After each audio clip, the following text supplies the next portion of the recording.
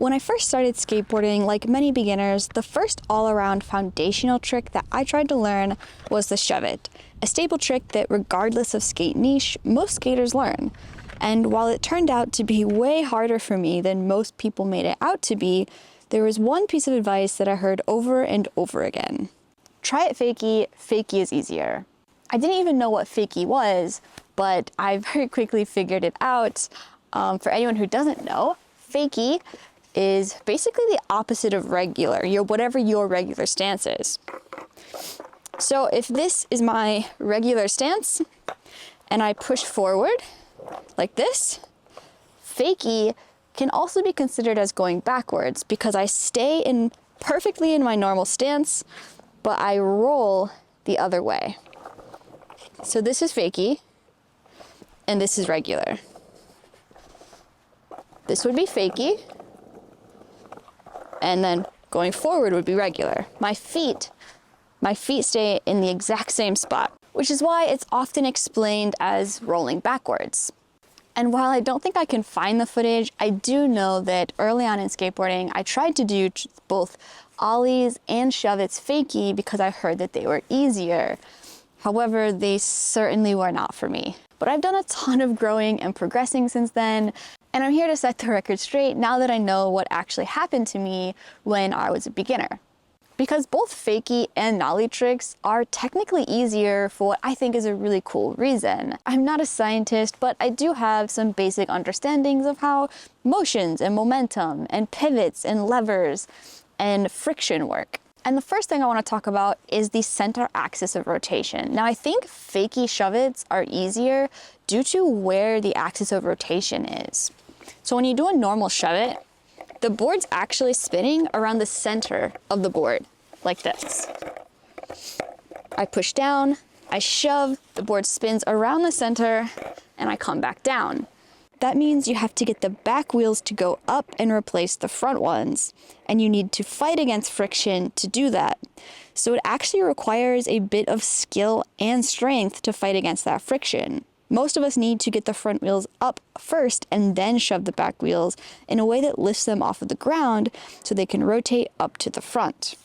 But friction is the problem, meaning that depending on where you're skating and what kind of wheels you have on, you're going to find a different amount of strength and skill required. If you're skating on something really slick, like a slick cement or some of that polished cement type of ground, then you might be able to just spin the board like that. But if you're on something grippy, if you've got really soft wheels, then there's going to be a lot more friction. So you're going to have a much harder time doing a shove-it if the wheels are all sliding against that ground and fighting against that friction. It's way easier to lift the front wheels up first and then shove it so that you're only fighting against the friction on your back wheels. And it's funny because you can very much see this. If I can't do this, if I cannot get my back wheels off the ground, I end up seeing a lot of these little drags where I go forward and the board rotates behind me. And that's because if I can't get the back wheels to come up and replace the front ones, they get stuck on that friction and the board rotates in place. It rotates around the back wheels, not in the center where I need it to. That's the difference. And this exact concept is why fakie shove-its are easier. The board is actually spinning around the back chucks like this. The back wheels never have to leave the ground, meaning that it requires a little less skill and a little less strength to get the shove-it to fully rotate. This different axis of rotation is the same reason that nollie shove-its are easier.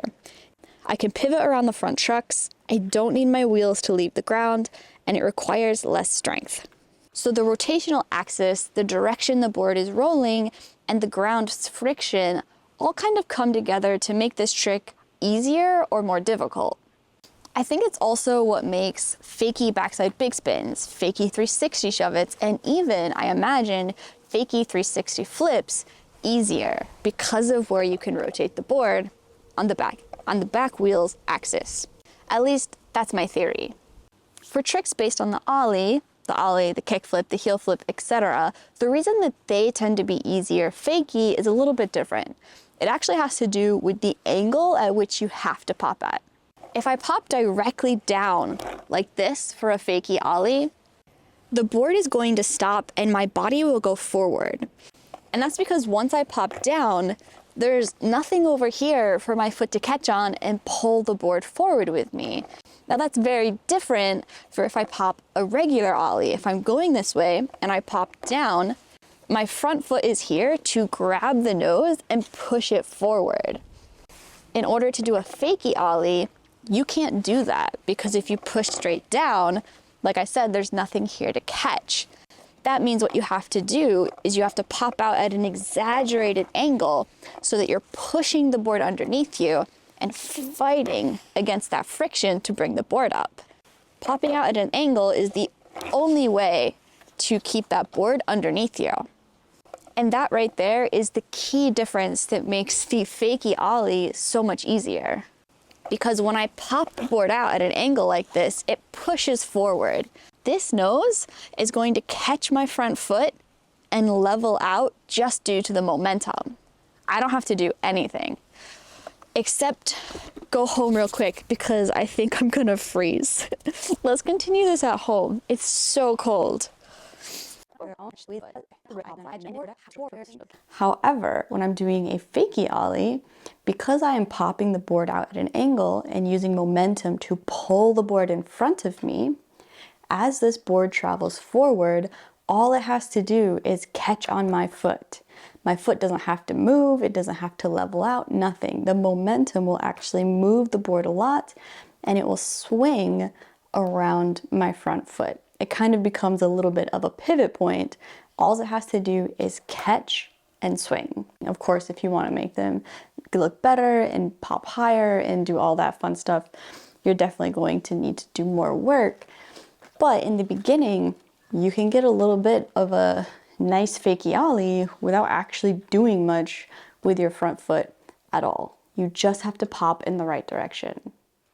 And that's kind of the basis of my theory as to why many skaters find fakie ollies or fakie flips to be easier than their normal stance counterparts. But if fakie tricks are so much easier, why did I struggle with them more than regular ones? Well, the answer is really simple. I couldn't ride fakie at the time, but I was really comfortable riding regular. So it was much easier for me to try shove-its and ollies and any tricks riding regular than it was to try them fakie, simply because once I was rolling fakie, I kind of lost all of my comfort and most of my control. Now, if I had gone for fakie shove-its my first or second week of skateboarding, I would have probably been okay, because riding regular and fakie would have been equally difficult for me. But because I was so good at regular already, my normal stance, then trying tricks in fakie was difficult in comparison. For the record, if I could go back and start skateboarding over again, I would have practiced fakie and switch right from that day, right from the time I started struggling with them. But that's not what happened, and I wouldn't become comfortable riding switch and fakie for a couple years. But I am now, and I finally understand what actually makes fakie tricks or nollie tricks so much easier, which I think is cool. I think that the concepts behind advice are often a little more interesting than the advice itself, and I certainly find that understanding the why this is happening, helps me to execute the tricks as well. And of course, these are just patterns. The individual rider matters. How you practice matters. I am way better at regular kick flips than I am at fakie flips. And the same goes for regular shove-its. I'm better at those than I am at fakie ones. But I'm best at nollie shove-its. And this is all just due to what tricks I spend the most time practicing.